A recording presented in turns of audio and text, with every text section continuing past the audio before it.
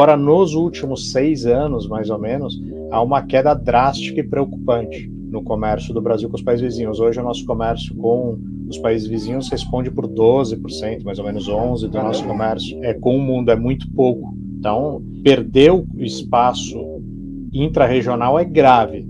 E é mais grave ainda que esse fenômeno de desintegração econômico-comercial ocorre concomitantemente a uma fragmentação e polarização política, tanto dentro dos países como entre os países da região.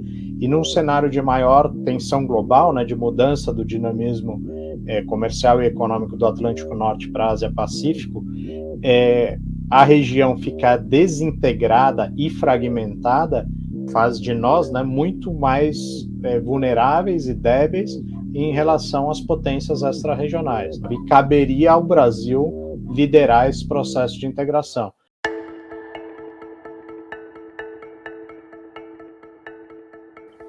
Olá, sejam bem-vindos a mais um episódio do nosso podcast Missão Desenvolvimento. Eu sou Paulo Gala e hoje vamos conversar sobre América Latina. Registrar que esse é o episódio número 31 da nossa série. Estamos já na terceira temporada, se a gente considerar que cada temporada teve 10 podcasts, e esse é um episódio muito especial porque a gente vai falar de América Latina e, conforme o Arthur bem lembrou aqui, uma das referências do logotipo do nosso programa, do Missão Desenvolvimento, é a América Latina, Tem um desenho esquemático ali que pode parecer algo de uma missão espacial, mas também faz menção à América Latina, porque desde logo a gente concebeu esse podcast tendo em vista a questão brasileira na América Latina e a questão latino-americana, E para falar desse tema, eu recebo aqui dois grandes conhecedores do tema, dois grandes conhecedores do assunto, Pedro Silva Barros e o Arthur Koblitz. Acho que vai ser uma conversa super legal. Eu pediria para eles se apresentarem, falar um pouquinho da trajetória, do que eles andam aprontando, especialmente o Pedro. O Arthur já é mais conhecido nosso aqui da casa, mas o Pedro ele podia, inclusive, contar para a gente aqui as peripécias dele aí pela Venezuela, Caracas, Quito. Ele, mais do que ninguém, conhece a fundo essa questão da integração ou desintegração do Brasil com a América Latina. Então, sejam muito, muito bem-vindos. É uma alegria, uma honra poder recebê-los aqui. Já passo a palavra para você, Pedro.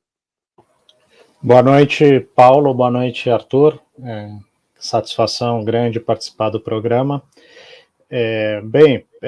Sou economista, funcionário do IPEA desde 2009, mas antes disso já trabalhava com os temas relacionados ao Brasil, integração regional, América Latina, e do que você comentou, eu tive 4 anos servindo ao Brasil em Caracas, trabalhando no escritório do IPEA lá entre 2010 e 2014, momento que as relações bilaterais eram muito intensas e a gente acompanhava vários dos projetos bilaterais relacionados ao setor produtivo, a integração de infraestrutura entre o norte do Brasil e o sul da Venezuela.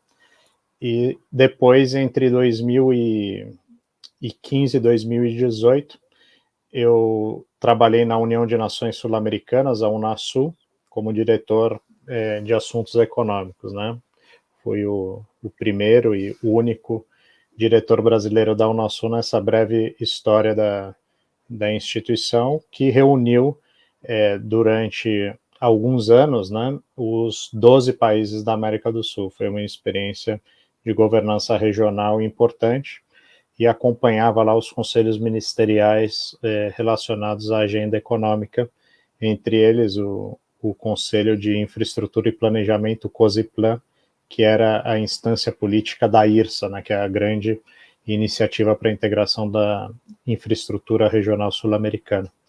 Acho que é um pouco por aí. Boa. O Arthur, conta pra gente um pouquinho dessa, enfim, obviamente da sua trajetória, mas especificamente ligada a assuntos de América Latina e de integração, porque você teve uma experiência bastante interessante também nesse campo, Paulo. Bom, eu sou presidente da Associação dos Funcionários do BNDES, Estou à frente da associação já há uns 5 anos, E agora também sou membro do Conselho de Administração do BNDES. E agora, antes de me envolver com a Associação dos Funcionários, eu trabalhei na área de comércio exterior do BNDES, e nesse período que o Pedro está fazendo referência, foi o período em que eu fiquei assim destacado para acompanhar esses assuntos. Então eu tive essa oportunidade de ver as várias iniciativas, né, que formaram a integração, de viajar para as várias reuniões do Mercosul, reuniões do Banco do Sul, reuniões da IRSA, e estudando o tema, né, conheci o Pedro nessas peregrinações aí em reuniões. Então, acabei também desenvolvendo uma visão sobre esse tema, sobre a importância dele, sobre o que foi realmente desenvolvido, o que faltou para ser feito. Acabei formando uma opinião sobre isso, que eu acho um tema da maior importância, que precisa ser recuperado, tá misturado aí com um bando é um dos assuntos que mais sofre dessa falta de qualidade do debate público no Brasil, né, dessa simplificação que foi feita sobre o período do governo do PT, enfim. Eu acho que um programa que quer falar aí sobre desenvolvimento econômico do Brasil tem que enfrentar essa questão. Então, vamos ver como é que a gente começa a dar um chute inicial nessa. Boa. Fantástico, né? É importante dizer que a Venezuela, coitada, virou meio que símbolo do demônio, né? Um negócio assim que teve uma demonização do país, Venezuela, né? Nesses debates ideológicos, né? Que o Brasil, que tomou o Brasil, né? Espero que isso daí esteja passando, né? Mas o importante é mergulhar a fundo nas questões e discutir mesmo, né? O que aconteceu, o que não aconteceu e qual é o papel da Venezuela na América Latina, que representa para o Brasil, não só a Venezuela, mas todos, não só... Aliás, o Mercosul entra também nessa discussão, né? Não só a Venezuela e Mercosul, como os outros países. Mas eu começaria pelo começo, como diz o outro, né? Pediria para o Pedro e depois para o Arthur fazer um breve histórico, assim, de maneira até meio heróica, né? Se possível, dessas idas e vindas da nossa integração regional, né? Porque me parece que a gente teve momentos de integração muito intensa, né, de políticos e de movimentos feitos por vários governos no sentido de integração, períodos de desintegração, que agora me parece que é um desses períodos, mas obviamente que eu queria ouvir vocês que são os especialistas. Pedro, se você puder fazer um breve histórico, assim, para a gente começando quando você quiser e terminando quando você quiser, mas só para a gente dar um pontapé inicial na história da integração latino-americana. Sim, para ser rápido, a relação econômica do Brasil com os países vizinhos sempre foi de baixa intensidade, né? A média, assim, das últimas 5 décadas, 4, 5 décadas, é que 17%, 18% do nosso comércio exterior, de tudo que o Brasil exporta e importa, é com os países da América Latina e Caribe, junto. Isso é muito pouco.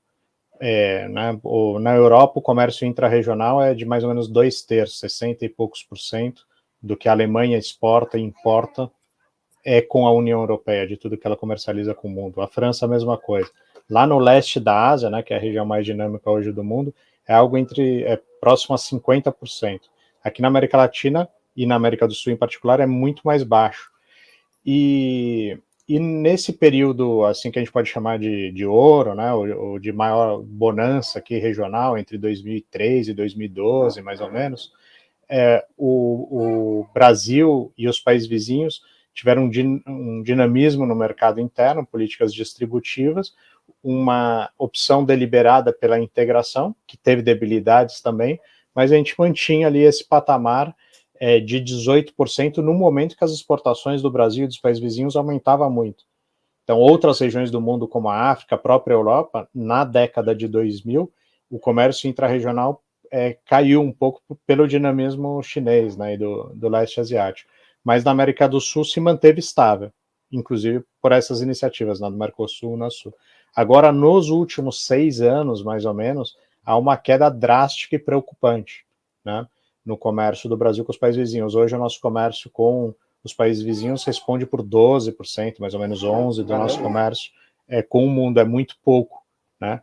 Para a Argentina, que é a queda mais drástica, a corrente de comércio em 2011 foi de 39 bilhões de dólares, e no ano passado, 2020, 16, quase 60% de queda. Nossa. É brutal. Só que o que a gente exporta, que aí tem tudo a ver com o BNDES, né? o que a gente exporta para a Argentina, exportava para a Venezuela, o que a gente exporta para os países vizinhos é principalmente produtos manufaturados, boa parte deles associados aos projetos de infraestrutura executados por empresas brasileiras, mas não só isso, é mais amplo.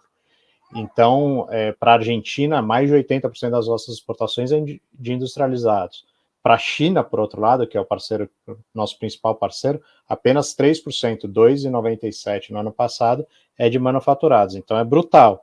Para cada dólar que a gente exporta para os países vizinhos, a gente gera, em média, 5 vezes mais emprego do que cada dólar que a gente exporta para a China.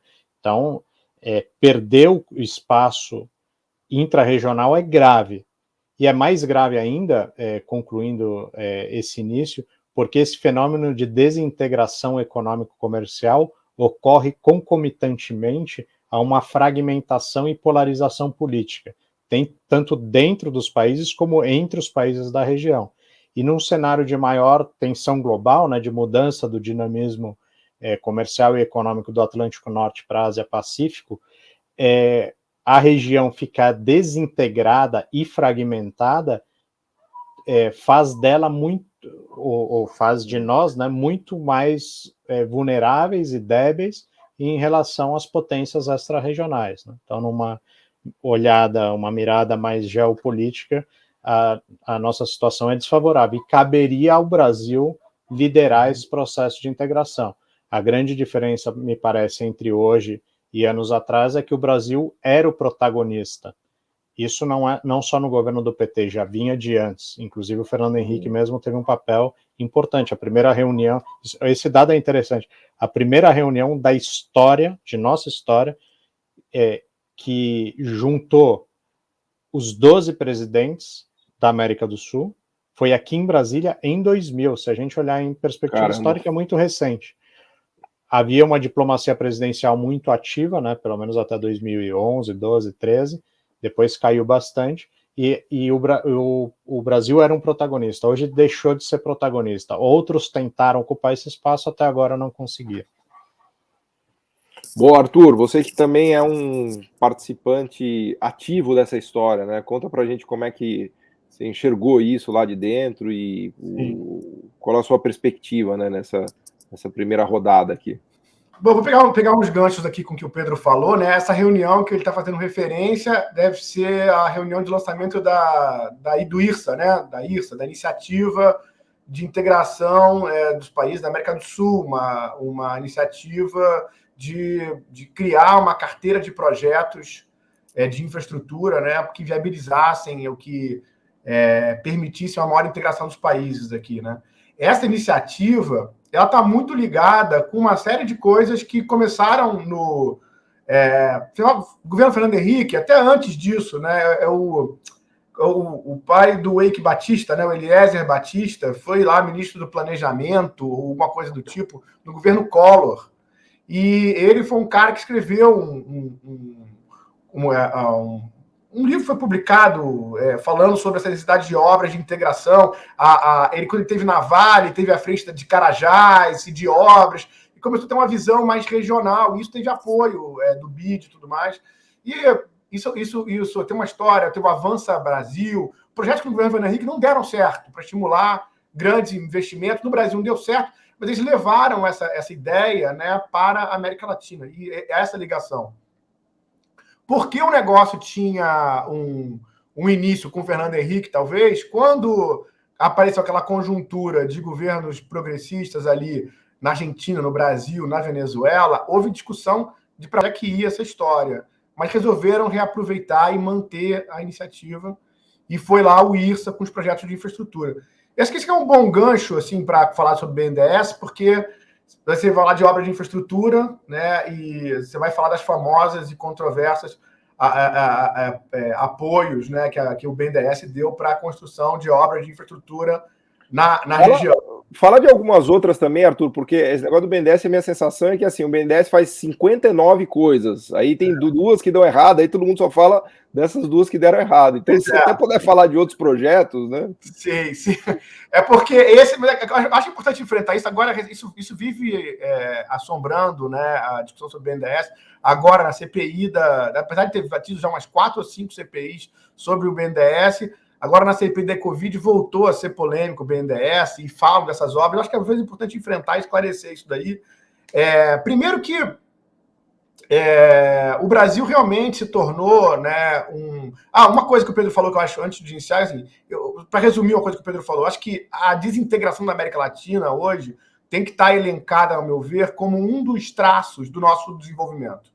A América Latina é subdesenvolvida por uma série de questões. Um deles é que nós somos uma região desintegrada. A Ásia avançou na integração, a Europa avançou, a América do Norte e o Brasil e a região aqui continua desintegrada. Né? A ideia de financiar essas obras e estimular a integração, né, ela obviamente ligava isso com uma coisa que o BNDES fazia, que é apoio a obras, né, a parte de serviços, né, de financiar bens e serviços para a viabilização dessas infraestruturas. Era uma competência que o Brasil reteve, né? Teve um desenvolvimento grande dessas empresas no Brasil, e quando chega nesse período, em muita coisa a gente tinha ficado para trás. Essa é a verdade, né?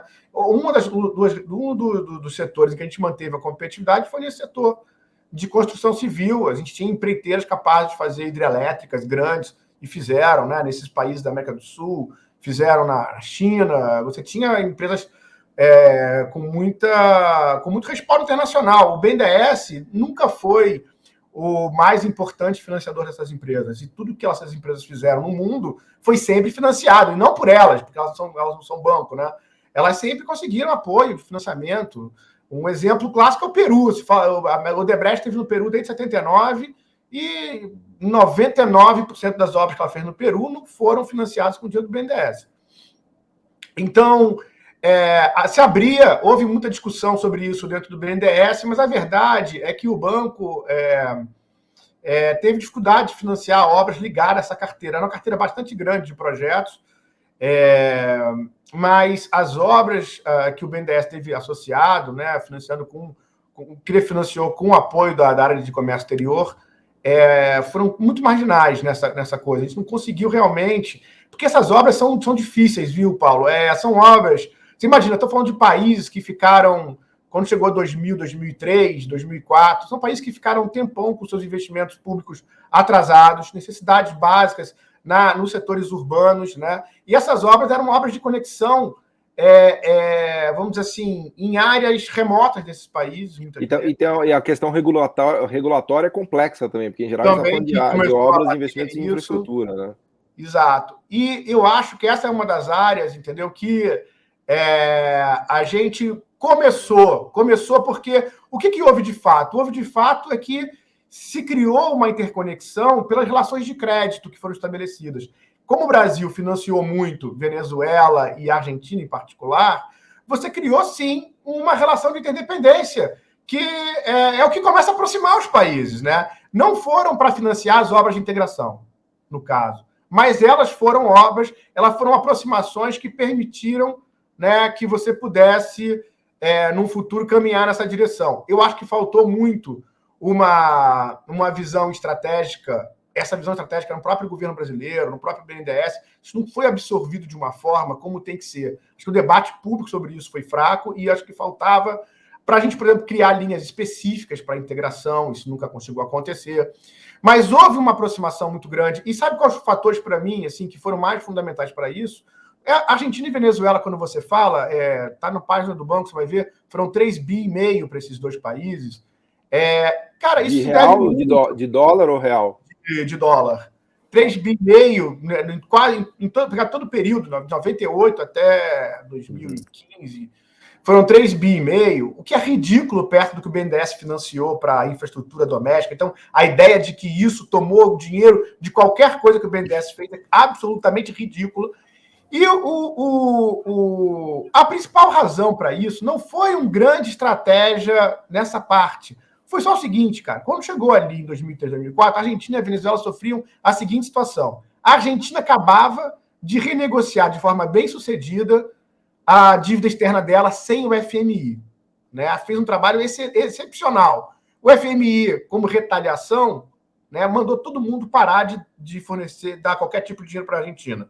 A Argentina bateu na porta do BNDES, o BNDES e o Brasil tinham uma estrutura de garantia, né, que é bom falar dela, do CCR, que dava um conforto muito grande, e agora o governo Bolsonaro encerrou com o CCR, é uma tragédia isso, Explica um pouquinho melhor o que é o CCR, Arthur, desculpa a pergunta. O CCR, eu fico com medo de abrir muitos hipertextos aqui, então quando cansado do que eu tenho que falar, você pode me cortar e passa... Não, porque eu já estava achando que era concessionária rodoviária CCR, então é melhor explicar. Né? Então, porque se a gente for pegar o início da história da integração da América Latina, ela começa muito paralela da Europa.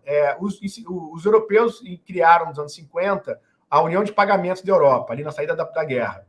E a América Latina se copiou isso com a ideia de criar um mecanismo de pagamentos, na época que faltava dólar no mundo inteiro.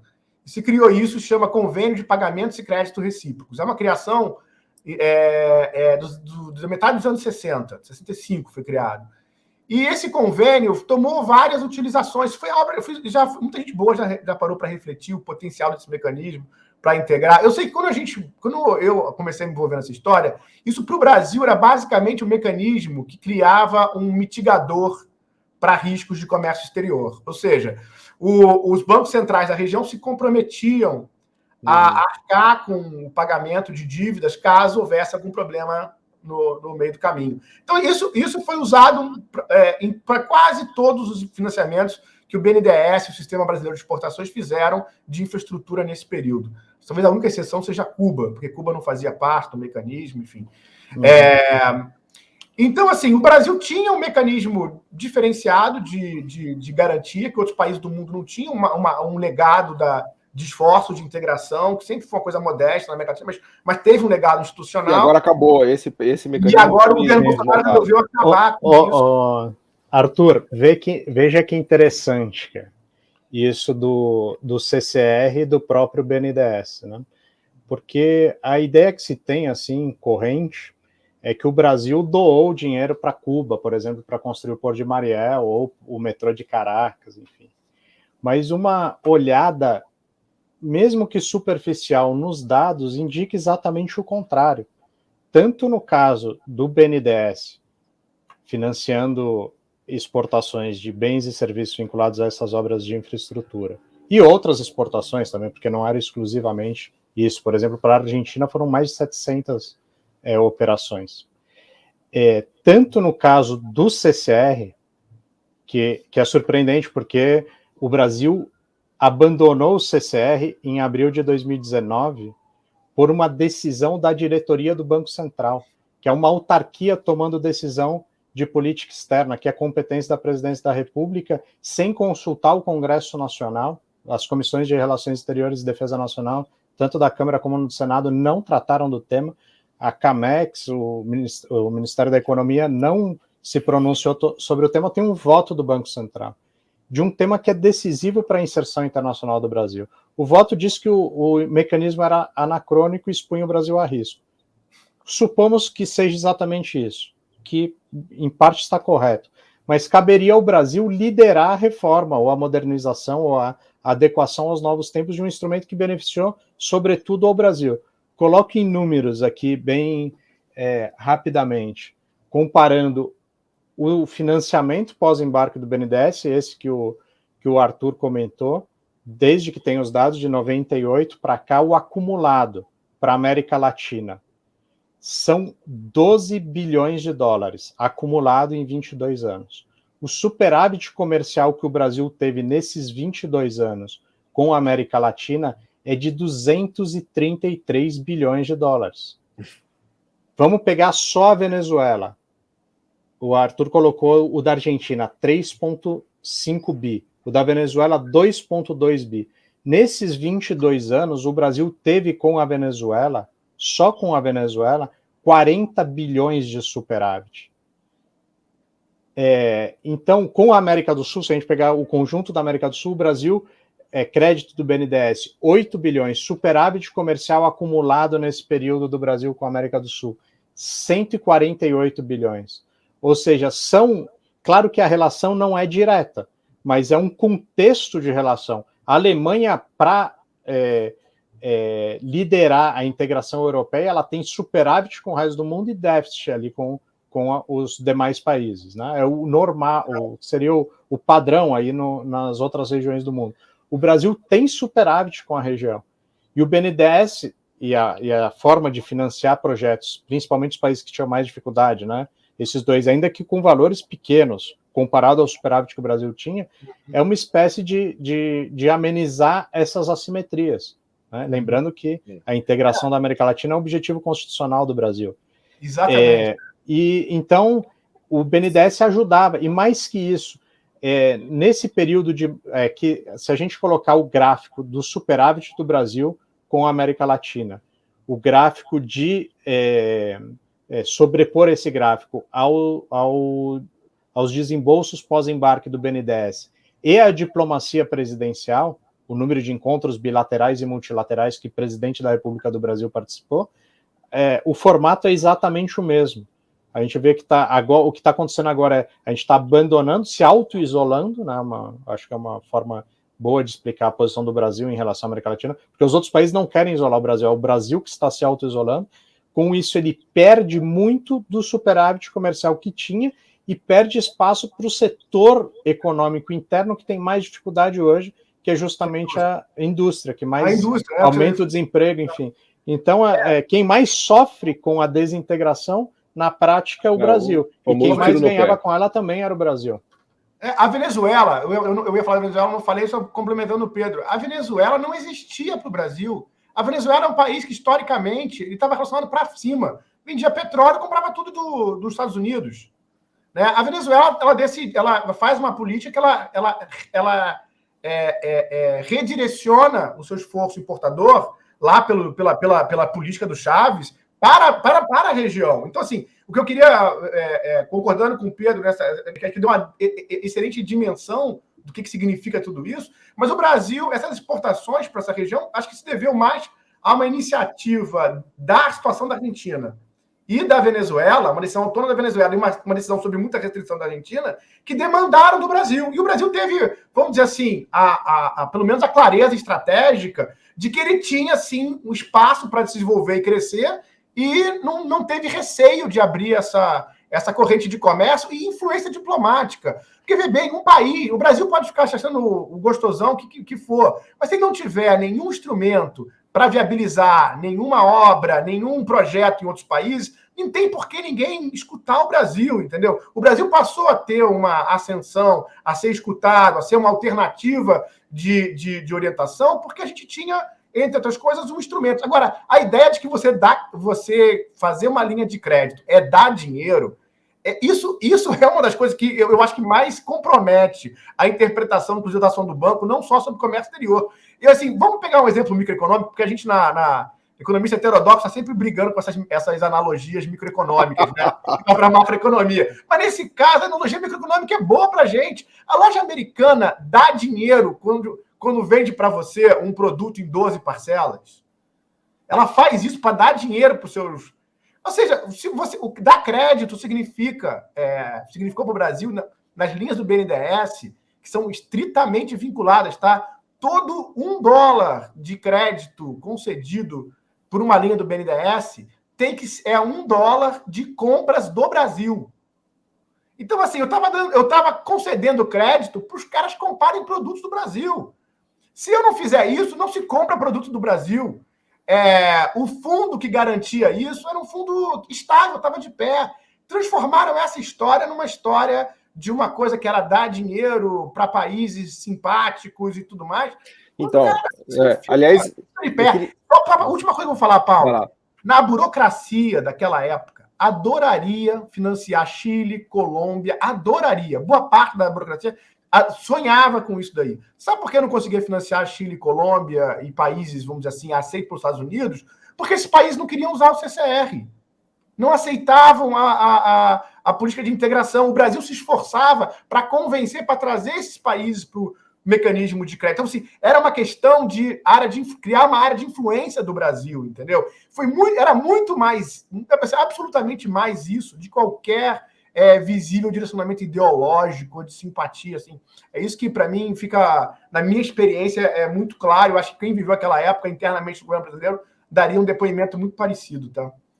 Eu queria até explorar esse lado econômico da questão, pegando um gancho no que o Pedro falou também, olhando um pouco os padrões de comércio, porque assim, eu tenho uma sensação de que pode parecer que uma integração latino-americana e do Brasil com o resto da América Latina é algo natural, quando na verdade é antinatural, né? E é isso que eu queria explorar aqui com vocês. Antinatural em que sentido? Primeiro que a gente compete muito em relação às exportações que a gente faz para o resto do mundo, né? Então, são economias mineradoras, economias agroexportadoras, né? São economias que, num certo sentido, se enxergam como concorrentes em relação ao que elas exportam para a região fora da própria América Latina. Segundo, que há uma integração industrial muito baixa entre os países latino-americanos, né? E aí o destaque certamente é o Brasil, que teria como um destino por excelência das suas exportações de manufaturados o resto da América Latina, e isso seria do maior interesse do Brasil, isso não é do maior interesse dos outros países latino-americanos. Aliás, o que se vê cada vez mais é que eles importam da China, da Ásia, do leste da Ásia, né? Então, com isso, eu só estou levantando uma bola aqui para dizer que não há uma complementaridade a priori dos padrões de comércio, nem mesmo de integração de infraestrutura, porque nós estamos falando de um continente gigantesco e de obras monumentais que precisam ser feitas para que haja uma integração de fato entre esses países, né? Então, com tudo isso, eu quero dizer que me parece que é bastante antinatural essa integração, se a gente olhar simplesmente os mecanismos econômicos em curso, né? E daí, né, e obviamente que eu estou perguntando aqui, eu estou falando, mas na verdade eu estou perguntando porque eu queria ouvir de vocês como é que vocês reagem a essa análise aqui desses mecanismos e como é que entra daí a orientação política, a orientação de plano de governo, de estratégia de integração e assim por diante, né?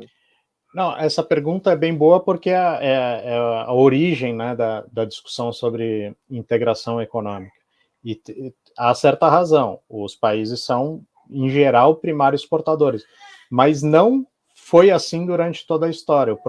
No nosso próprio caso, né, durante o período que houve mais comércio intra-regional, do total das exportações do Brasil, mais da metade era de manufaturados. E dessa parte de manufaturados, a maior parte era exportado para a própria região, né? Então, que período é esse, Pedro? Não, por exemplo, no começo do Mercosul, nos anos 90, que era um período já que o Brasil vivia uma desindustrialização, mas nesse período aumentou muito o comércio intra-regional, pela própria tarifa externa comum. A Argentina respondia por 4% do destino das exportações do Brasil, passou a ser 11%. E o que a gente exporta para a Argentina é fundamentalmente manufaturados.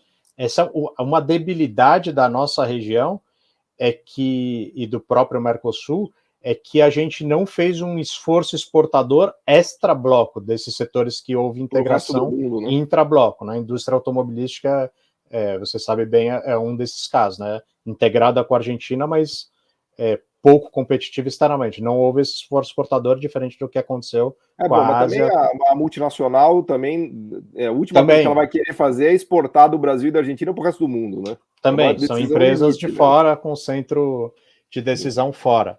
Mas há outros setores que o próprio Brasil demandaria insumos dos países vizinhos. Por exemplo, um dos produtos que a gente mais exporta atualmente e que mais cresceu nesses últimos 20 anos, que é a soja. A soja depende de insumos. No caso dos fertilizantes, basicamente, NPK, né? Nitrogênio, potássio e fosfato. Há oferta de nitrogênio, potássio e fosfato na região, há reservas. Né? O nitrogênio derivado do gás natural, né? A ureia, fertilizante nitrogenado. Há oferta de gás natural na região, mas não há infraestrutura adequada e não há o financiamento para o comércio intrarregional adequado, e tem a lógica de como estão estruturadas essas cadeias, né, com boa parte das empresas de fertilizantes fora também. O mesmo vale para o fosfato. no Peru tem enormes reservas de rocha fosfática, mas não tem a infraestrutura adequada. O Brasil tem um déficit só de fertilizantes anual de entre 8 e 10 bilhões de dólares. Se a gente colocar aí em ordem de grandeza, só o nosso déficit de fertilizantes responde por todo o financiamento do BNDES para a América do Sul durante 22 anos.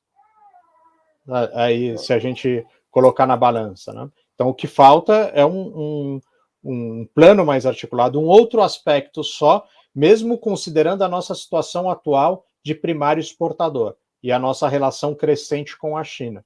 A China optou por não aumentar sua própria produção de celulose e soja. São dois produtos que a América do Sul é muito competitiva, principalmente pela intensidade em água, pouco intensiva em trabalho, enfim, necessidade de terra, sol, etc.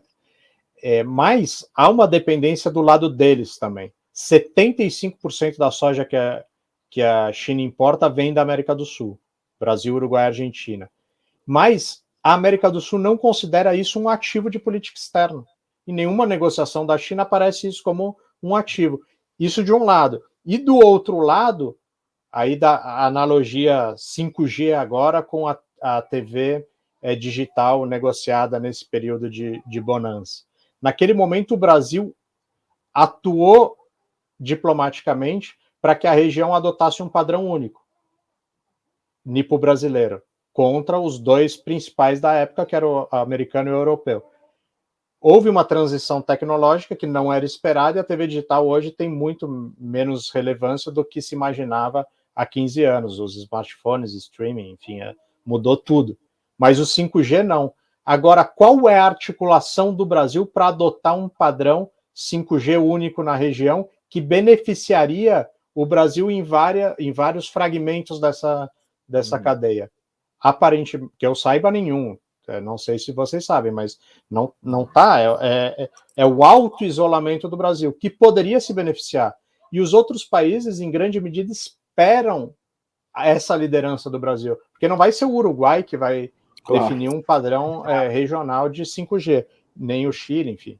Mas poderia ter isso do Brasil. Então a gente falha dos dois lados, né? Tanto no que a gente exporta, e a gente poderia ganhar mercados em vários setores. Tem um dos que eu estou estudando agora das carnes frescas, sobretudo. O Brasil ganhou muito market share no mercado mundial de carnes congeladas, mas na carne fresca a gente ainda patina, outros países tão melhores, na Argentina, Uruguai, enfim. Eu imagino que o mercado que a gente perde na América Latina para outros países são países, obviamente, do resto do mundo, do sudeste da Ásia e tal, que estão tomando mercados que seriam nossos, né, por excelência, né, Arthur? Sim.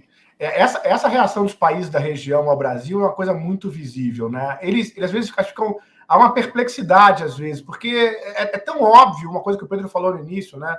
Esse projeto, ou ele é liderado pelo Brasil, ele não vai acontecer, né?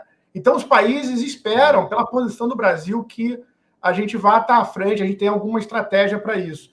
Agora, a tua pergunta, o Paulo, remete à própria ideia das estratégias de desenvolvimento na América Latina. O texto clássico do Prebisch, o texto lá, fundador, ele fala da integração da América Latina. Ou seja, a ideia era de que a industrialização... O Prebisch já tinha noção de que a industrialização na América Latina sofreria problemas de escala se ela fosse apenas nacionalmente orientada. Ele já tinha essa realidade percebida com a experiência da própria Argentina. Então, a ideia de a gente precisar integrar a América Latina para criar mercados que viabilizassem a industrialização dos países tá na formação. Então, a ideia de que não é natural, mas assim, a integração ela é parte de uma ideia, de uma estratégia de desenvolvimento. Ela seria um componente disso.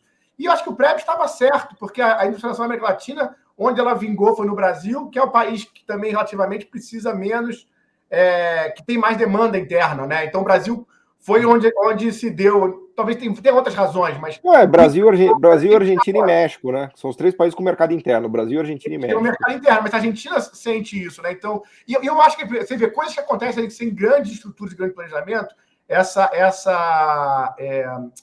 situação, como é que se chama? A integração esse acordo automotivo, né? O acordo automotivo surgiu ali de uma briga no Mercosul, iam cortar a importação de um lado, não sei o que, criou. E isso é uma área de concentração industrial que viabiliza a indústria no Brasil e na Argentina. Pode ser usada para... Faltou fazer o que o Pedro falou também, mas isso, assim, você percebe como é importante esses mecanismos para viabilizar a indústria nesses países, algum grau, algum mecanismo que viabilize a integração. Então, eu acho que isso precisa ser retomado, numa estratégia de retomada da industrialização. Sem ela, a pessoa talvez que pode falar melhor sobre isso também, né? Então, mas é isso que eu queria até voltar para o Brasil. Quem pensar na retomada da industrialização vai ter que falar de integração da América do Sul. Eu acho que vai ter que pensar em qual vai ser a perna disso dentro dessa estratégia. Eu até queria retomar aqui com o Pedro, porque assim, o espírito da minha pergunta era mais no sentido de tentar desvendar se os mecanismos de mercado por si só, se os mecanismos econômicos nos levariam a uma integração automática, né? E o que, obviamente, parece que não é o caso, que as vocações estão aí, as complementariedades estão aí, né? Por exemplo, a gente poderia, de repente, abastecer toda a nossa necessidade de fertilizantes dentro da própria América Latina, né? A gente não precisaria ir buscar da Europa ou dos Estados Unidos, né? Mas isso precisa de um plano de governo, de uma orientação estratégica, de mecanismos de Estado que complementem mecanismos de mercado. É evidente que a gente está falando aqui, e o exemplo que vocês deram, por exemplo, do CCR, que eu achei que era a CCR, mas é o CCR, é um baita exemplo disso, de mecanismos de Estado que ajudem a construir essas relações econômicas. Né? Então, eu queria voltar a palavra para o Pedro para explorar um pouco mais disso, Pedro, do que a gente avançou, do que parou, do que faltaria ser feito, agora até pensando mais no futuro, assim, em termos de desafios, assim, o que a gente, pensando nos próximos 5, 10 anos, onde a gente deveria trabalhar nessa fronteira institucional? Sim, do ponto de vista institucional, a gente precisa primeiro recuperar o espaço de governança regional, que hoje está completamente debilitado. Né? Nos últimos anos, aí, vocês viram, do ponto de vista mais político, foi criado o Grupo de Lima para tratar da crise da Venezuela. Já não se reúne, não tem nenhum comunicado ou declaração desde janeiro. Foi criado o ProSul para substituir a Unasul, mas o ProSul não conseguiu fazer nada. No caso da pandemia, a região sofreu muito, né? Muito mais do que qualquer outra região do mundo, não só por causa da falta de governança regional, é óbvio, mas ela aprofundou a crise, tanto do ponto de vista sanitário, diferente da África ou da América Central, ou da Europa, não houve um plano conjunto para tratar da questão da pandemia do ponto de vista da saúde pública, e tampouco há para a recuperação econômica. Né? Na América Central tem, na Europa tem o maior da história, na África tem, aqui a gente não. Então faz falta governança. Mas também a nossa situação estrutural, né, como está desenhada a nossa economia, toda ela, pelo menos até as décadas anteriores, voltadas para o Atlântico, para os portos, com pouca conexão com os nossos vizinhos do Pacífico vice-versa, né? Isso certamente dificultou, e a ausência de infraestrutura e garantias para o comércio, a forma como estão estruturadas as cadeias globais e regionais de valor, são os 3 grandes obstáculos. Mas há algumas mudanças interessantes, do ponto de vista das nossas exportações, inclusive. O Brasil, isso é pouco perceptível, né? Até na semana que vem eu vou visitar as fronteiras do Brasil novamente, né? Eu conheço bem, mas do Brasil com o Peru e com a Bolívia, lá no Mato Grosso, Rondônia, Acre. O Brasil caminha para o oeste. Tá? Isso é importante. Cada vez menos os estados do Atlântico têm dinamismo nas suas exportações, e cada vez mais o nosso oeste ganha espaço. Pelo agronegócio, né? Eu estava conversando com o pessoal do Mato Grosso, eu fiquei impressionado com as medidas de integração com a Bolívia. Né? O Mato Grosso é o clássico, né? Do ponto de vista per capita, o Mato Grosso exporta hoje mais de $5 mil por ano. por habitante. Isso é 2,5 vezes o que a China exporta per capita. Eu vi o dado, Só que assim, a exportação de 2 bi foi para 20 bi, assim, multiplicou por 10 vezes em 10 anos a exportação do Mato Grosso, é um negócio surreal. Ano 2000, em valor nominal, em dólar, o Mato Grosso exportava 1 bi. O ano passado exportou 18. Foi o único estado do Brasil que teve crescimento ininterrupto, mesmo em 2019. Não parou de crescer. Tudo bem que é só soja, mas o que injetou de renda e de grana ali é impressionante, né? Sim, mas aí vem a questão logística que é interessante. No fim dos anos 90, eu naveguei ali na Amazônia. Praticamente não se via embarcações transportando grãos. Do que o Mato Grosso exportava, nada saía pela bacia amazônica por hidrovia. Hoje, metade das exportações de soja do Mato Grosso saem por hidrovias. O que se dizia naquela época? Que não ia ter capacidade de armazenagem, que não havia escala, que a umidade era muito alta e estragar os grãos, enfim, era todo um discurso. Mas hoje, 50% das exportações de soja do Mato Grosso saem pela bacia amazônica. Como a nossa produção caminha para o oeste e os centros consumidores das nossas exportações não estão mais, principalmente no Atlântico Norte, estão na Ásia-Pacífico, cada vez mais a produção está longe dos portos. Por exemplo, o Mato Grosso, 2 mil quilômetros. A gente está ficando perto do Pacífico, né? Já nós estamos realmente perto do Pacífico. Próximo do Pacífico. Então, esse é um fenômeno que vai levar à integração. Isso pode ser planejado e aí multiplicar as externalidades positivas, ou pode ser sem planejamento, multiplicando as externalidades negativas que existem, obviamente, Gostei do economês aí. Que existem no modelo de desenvolvimento do Mato Grosso do Sul, que não foi só satisfatório, né? Esse aumento, essa multiplicação das exportações trouxe consigo custos também ambientais, sociais, enfim. Mas isso vai acontecer na região que é justamente essa que eu estou estudando. Publiquei um texto recente e vou publicar outros e visitarei nas próximas 2 semanas, que é a macro, aquela região do Acre, Rondônia e o sul do estado do Amazonas. Ela pode ou não repetir o modelo do Mato Grosso. Esperemos que sem os custos ambientais, mas há uma oportunidade do Brasil estar próximo. Por exemplo, a cidade de Assis Brasil, no Acre, está mais de 3 mil quilômetros do Porto de Santos, 3.800 quilômetros, e está 1.200 quilômetros do Porto de Matarani, no Peru, que o Arthur conhece a história aí toda dessa estrada interoceânica que sobe os Andes, e é uma construção de 2010.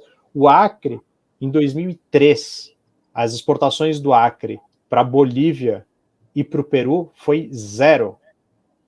E hoje a Bolívia e o Peru estão entre os 5 principais destinos das exportações do Acre, que são exportações muito pequenas, mas sem a construção daquela ponte que foi aí recurso do Tesouro do Brasil, das pontes com a Bolívia e da ponte com o Peru, provavelmente ia seguir 0. Agora mas ainda há muitas outras dificuldades.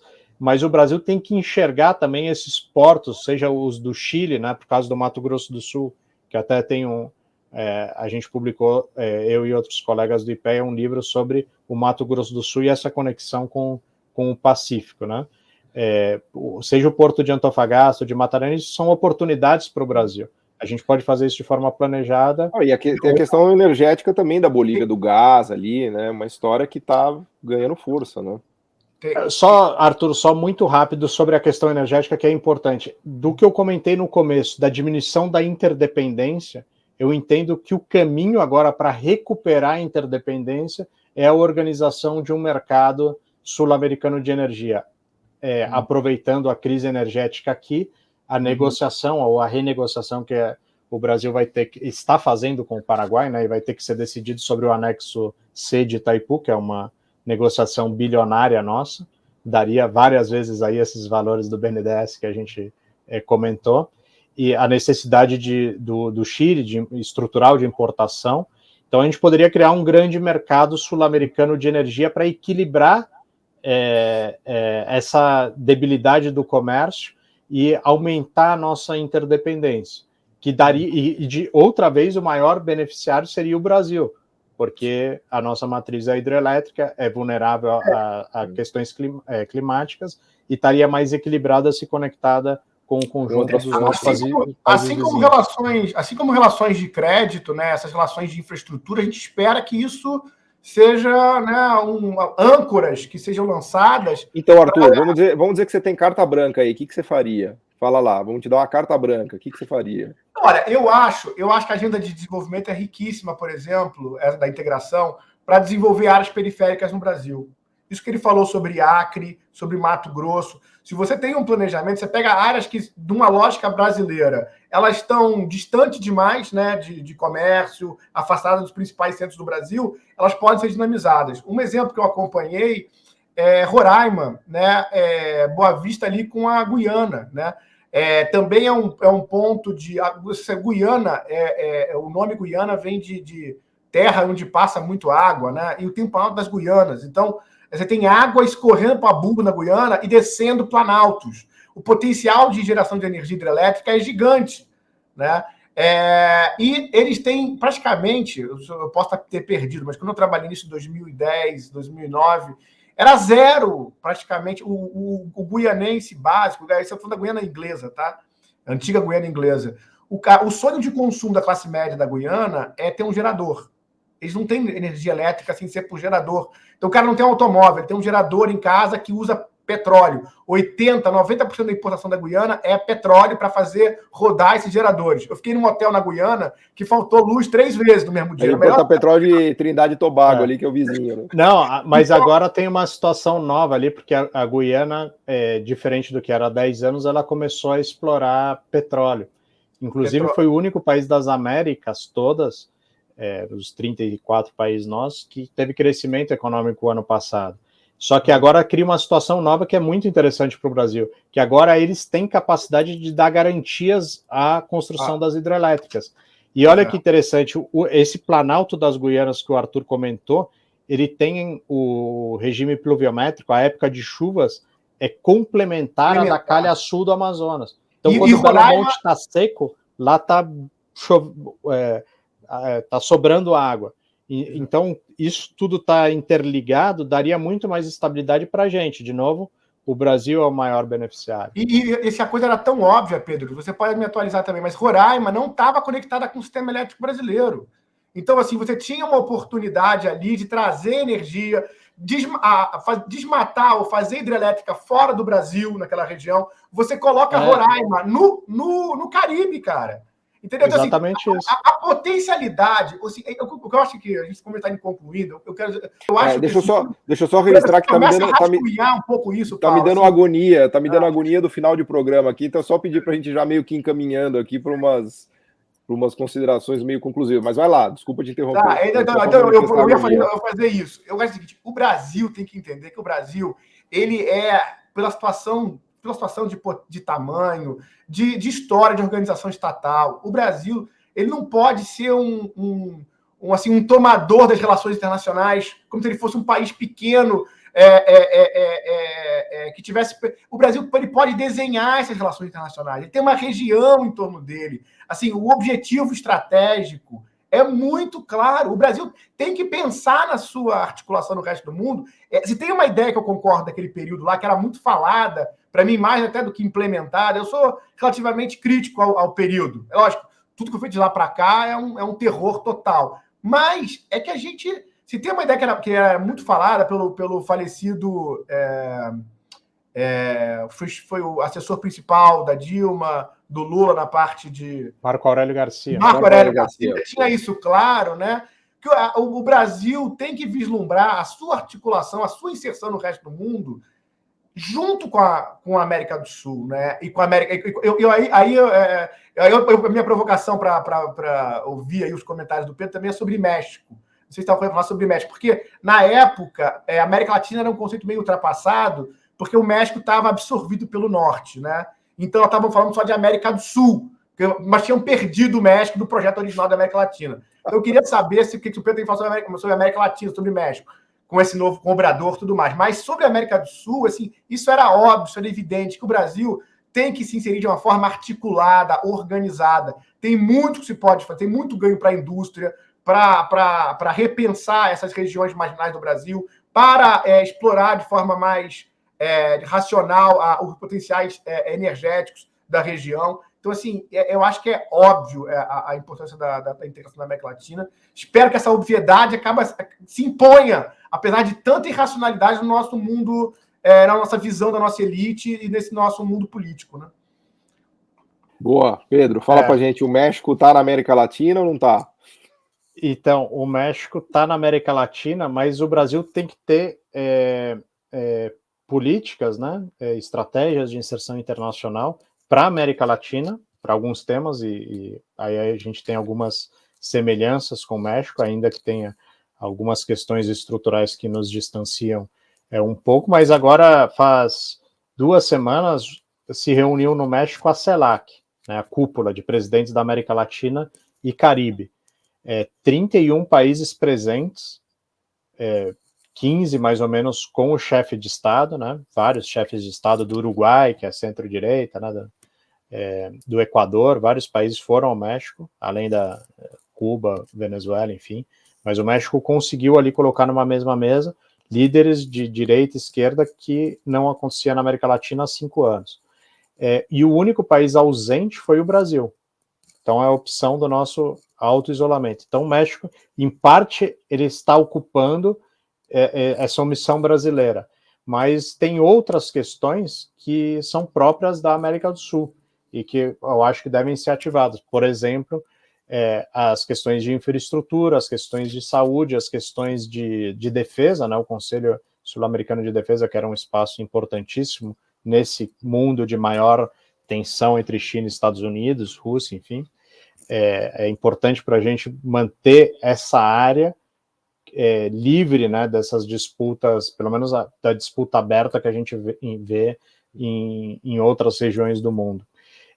Então, é importante reformular. E tem questões práticas, né? Aí, para fechar um caso que é gritante, esse de Roraima, que poderia estar muito mais integrada tanto a Guiana como a Venezuela.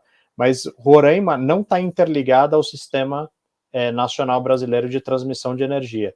Tucuruí, que seria o caminho ali natural de geração para o consumo em Boa Vista, não existe, por questões não resolvidas, o linhão de Manaus a Boa Vista, né? Tem disputas ali, terra indígena, ambiental, enfim. Mas o Brasil recebia essa energia num acordo que foi de 94, ainda no governo Itamar, e executado no governo Fernando Henrique, o linhão das hidrelétricas do Baixo Caroni, Curi e outras, da Venezuela para Roraima.